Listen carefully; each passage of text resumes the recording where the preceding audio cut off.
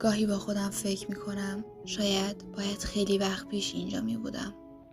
شاید سالها قبل، وقتی اولین بار دلم لرزید برای یه رویا. وقتی یه ایده، یه هدف، یه خواسته ته قلبم جرقه زد.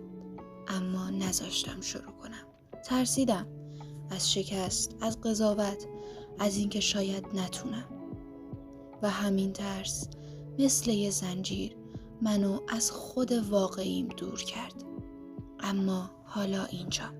شاید دیر، اما بالاخره اومدم و یه چیزو با تمام وجودم فهمیدم. هیچ وقت دیر نیست. اگه داری اینو میشنوی، شاید تو هم مثل من یه روزی خواستی شروع کنی. شروع یه مسیر جدید، یه هدف بزرگ، یه رویایی که مدت هاست خاک گرفته. شاید میخواستی ورزش کنی اما هر روز گفتی از فردا. شاید خواستی درس بخونی برای کنکور اما انگیزت ته کشید. شاید یه کسب و کار، یه پیج، یه کانال، یه مهارت. اما صدای درونت میگفت الان وقتش نیست. تو هنوز آماده نیستی. بذار یه چیزو صادقانه بگم. اون صدا دروغ میگه. تو هیچ وقت کاملا آماده نمیشی. هیچ شروعی شروع کامل نیست. همیشه یه چیزی کم خواهد بود. زمان، انرژی، حمایت یا اعتماد به نفس. ولی فقط کسایی که با همون کمها شروع کردن به بیشترها رسیدن. ترس از شکست همیشه هست. اما آدمای قوی نمیذارن ترس اونا رو فلج کنه. میترسن ولی با همون ترس قدم برمیدارن. میلرزن ولی جلو میرن و به خودشون میگن حتی اگه زمین بخورم باز هم یه قدم از دیروز جلوترم. زندگی صبر نمیکنه تا تو آماده بشی.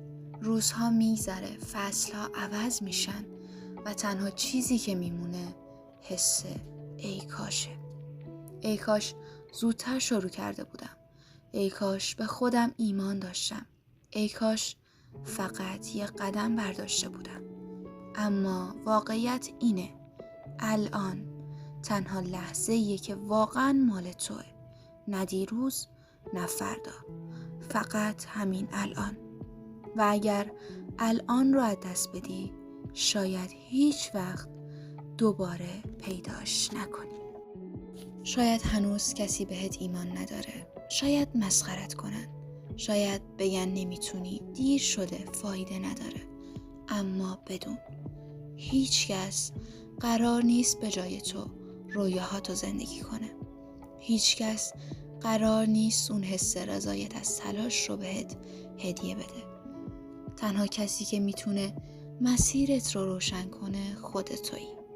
همونی که توی سکوت، توی تنهایی 1000 بار خواست فریاد بزنه اما نذاشت.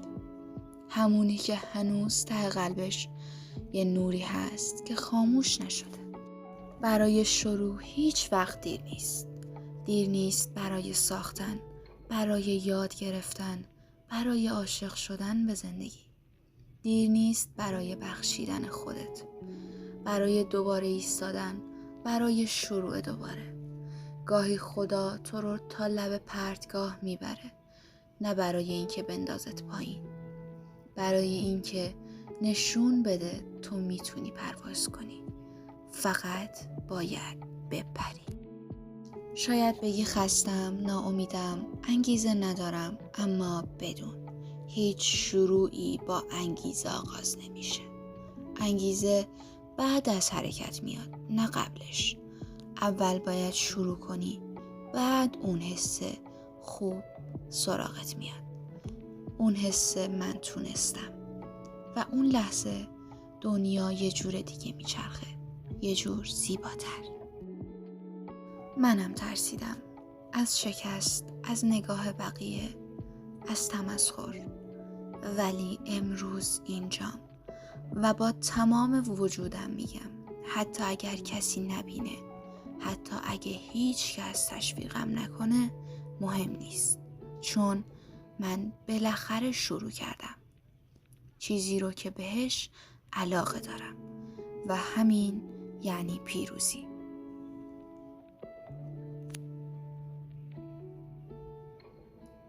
تو هم میتونی. فرقی نداره چند سالته، از کجا شروع میکنی یا چند بار شکست خوردی. مهم اینه که هنوز زنده ای، هنوز فرصت داری. فرصت برای ساختن آینده‌ای که لایقشی. برای تبدیل شدن به نسخه ای از خودت که یه روز بهش افتخار میکنی. اون روزی که برگردی عقب و بگی دیدی من از هیچی شروع کردم ولی تونستم. به خودت قول بده از امروز، از همین لحظه یه قدم برداری، حتی یه قدم کوچیک. قدم اول همیشه سخته، اما همون قدم میتونه مسیرت رو برای همیشه عوض کنه. بذار دنیا ببینه که تسلیم نشدی. بذار خودت ببینی که هنوز توانایی داری. بذار امید دوباره برگرده به دلت. هیچ وقت دیر نیست برای دوباره شکفتن. هیچ وقت دیر نیست برای بودن، برای شدن، برای شروع. تو هنوز وقت داری برای نوشتن داستان خودت، برای خلق رویاهات، برای ایستادن جلوی آینه و گفتن من شروع کردم و این خودش یعنی من برنده‌ام.